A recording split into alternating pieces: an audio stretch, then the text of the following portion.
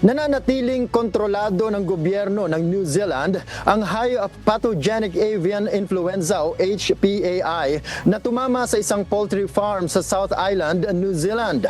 Ito ang mahataw na balita ni Early Briones. Hataw Balita ngayon! Kinumpirma ng Biosecurity New Zealand na ang bird flu ay nananatiling naka-isolate sa isang poultry farm sa Hillgrove, Otago. Patuloy ang monitoring at testing at wala pang ibang naitalang kaso ng HPAI sa mga karatig na poultry farms, ayon sa Ministry for Primary Industry o MPI.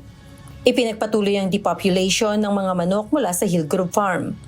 Positibo sa HPAI ang pangatlong shed, kaya't inaasahang papatayin ng karagdagang 40,000 manok sa mga susunod na araw. Bagaman hindi pa nagpositibo ang pang-apat na shed, plano pa ring patayin ang mga manok dito dahil sa mataas na posibilidad ng impeksyon. Nananatiling nasa ilalim ng mahigpit na biosecurity lockdown ang nasabing farm. Sa kabila ng 160,000 na kabuo ang bilang ng mga manok na papatayin, walang panganib sa supply ng itlog at manok sa buong bansa.